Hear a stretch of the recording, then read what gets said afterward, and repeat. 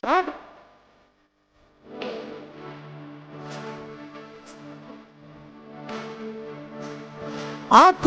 baru Modi Sarkar.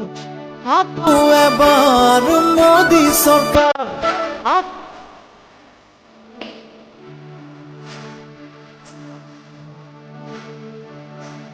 Aku baru Modi Sarkar. Aku baru Modi Sarkar.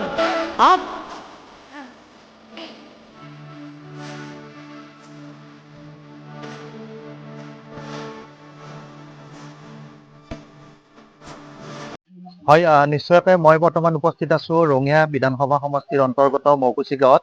কিয়নো ৰাজ্যজুৰি বিধানসভা নিৰ্বাচনৰ প্ৰস্তুতি প্ৰতিটো শাসক বিৰোধীৰ তুংগত উঠিছে।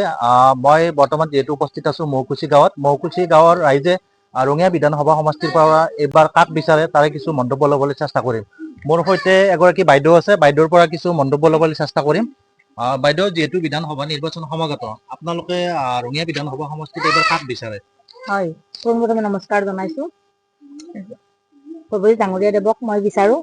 আমাৰ যিহেতুকে আগতে কমলপুৰ সমষ্টি, এতিয়া ৰঙিয়া সমষ্টি হৈছে, যিহেতুকে আমাৰ গোটেই মৌকুচি গাঁওবাসী ৰাইজে ভৱেশ কলিতাক বিচাৰে আৰু তেওঁ ৰাইজে হোৱা কাম, উন্নয়নৰ কাম বহুত কৰিছে বা আশা দিছে আৰু কৰিব, সেইটোৰ কাৰণে তেখেতক বিচাৰো আৰু। হয়, যিহেতু প্ৰতিটো দলৰে প্ৰাৰ্থিত্ব এইবাৰ বহুত দেখা পোৱা গৈছে, আপোনালোকে ভৱেশ কলিতা ডাঙৰীয়াক কিয় বিচাৰে? তেওঁৰ মানে কাম কাজ ভাল, কিবা ভাল লাগিছে, ভাল লগাৰ কাৰণে আমি তেখেতক বিচাৰো আৰু। মই আৰু এগৰাকী বাইদেউৰ পৰা মন্তব্য ল'বলৈ চেষ্টা কৰিম। বাইদেউ, কি ক'ব? নমস্কাৰ, মই মৌকুচি গাঁৱৰে হয়। আমি আগন্তুক যিটো নিৰ্বাচনী সভা আছে তাত আমি ভৱেশ কলিতা ডাঙৰীয়াক বিচাৰিছো। বিচৰাৰ এটাই কাৰণ, তেখেতে যিহেতু সামাজিক হিচাপে বহুতখিনি কাম কৰিছে, দেখিও আছে চবে আৰু আমিও দেখিছো, গতিকে তাৰ পৰিৱৰ্তে আমি তেখেতকে বিচাৰিছো। এজন সামাজিক কৰ্মী, আমাক সামাজিক কৰ্মীয়ে লাগে।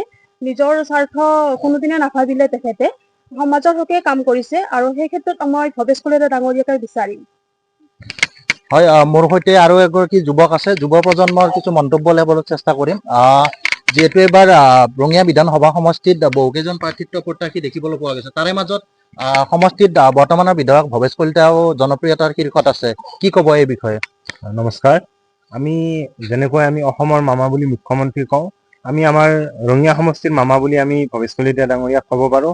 কাৰণ তেখেতে যুৱচাম, স্বাস্থ্য, শিক্ষা গোটেইখিনিৰ কাৰণে যিখিনি উন্নতি কৰিছে সঁচাকৈ চকুত লগা। আগতে আমি কমলপুৰ সমষ্টিত আছিলোঁ, তেতিয়া আমাৰ বিজেপি বিধায়কেই আছিল, উন্নতি হৈছিলে, নোহোৱা বুলি নকওঁ। কিন্তু ভৱেশ কলিতা ডাঙৰীয়াৰ যিখিনি ৰঙিয়া সমষ্টি আছিল পূৰ্বৰ, তাৰ গাঁওবিলাকত বা অঞ্চলবিলাকত গ'লে শিক্ষা, স্বাস্থ্য, ৰাস্তা পদূলি সঁচাকৈ চকুত লগা। সেয়েহে আমি এইবাৰ ৰঙিয়া সমষ্টিত পৰি নথৈ আনন্দিত হৈছোঁ। আৰু আমি একে আশাৰে ক'ব বিচাৰোঁ যে ভৱেশ কলিতা ডাঙৰীয়া অপ্ৰতিৰোধ্য, বিজেপি অপ্ৰতিৰোধ্য, আৰু আমি ভৱেশ কলিতা ডাঙৰীয়াক 100% ভোটত দি জয়যুক্ত কৰাবলৈ চেষ্টা কৰিম। এয়া আমাৰ দৃঢ় সংকল্প। হয়, আপোনালোকে দেখিলে মোৰ সৈতে আৰু এগৰাকী জ্যেষ্ঠ ব্যক্তি আছে, মই ব্যক্তিগৰাকীৰ পৰা কিছু মন্তব্য ল'বলৈ চেষ্টা কৰিম।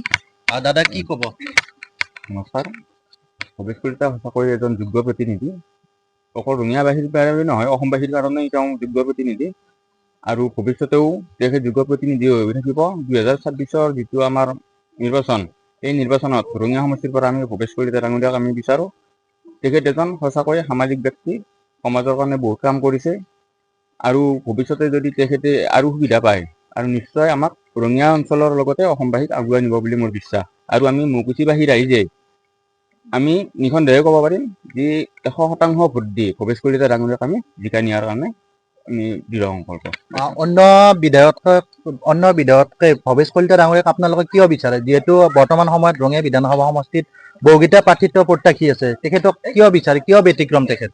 ভৱেশ কলিতা সঁচাকৈ ব্যতিক্ৰমী এটা কাৰণতে, যি ৰঙিয়া সমষ্টিত আগতে বহুত বিধায়ক আছিল, সেই সময়ত ৰঙিয়াত উন্নয়ন হোৱা নাছিল। যেতিয়াই ভৱেশ কলিতা ৰঙিয়া সমষ্টিত আহিল, তেতিয়াৰ পৰা উন্নয়ন খুবেই আগবাঢ়ি আহিছে। আৰু যদি আৰু এবাৰ জয় হয়, তেতিয়াহ'লে আৰু ৰঙিয়া সমষ্টিটো একদম বহুত উন্নয়ন হ'ব বুলি মোৰ বিশ্বাস। সেয়েহে আমি ভৱেশ কলিতা ডাঙৰীয়াক আমি ৰঙিয়াবাসী ৰাইজে বিচাৰোঁ। মই ইয়াত উপস্থিত থকা আৰু এজনী মহিলাৰ পৰা মন্তব্য ল'বলৈ চেষ্টা কৰিম। যিহেতু বিধানসভা নিৰ্বাচন সমাগত তাৰে প্ৰাক্ষণত প্ৰতিটো ৰাজনৈতিক দলৰ প্ৰস্তুতি তুংগত উঠিছে।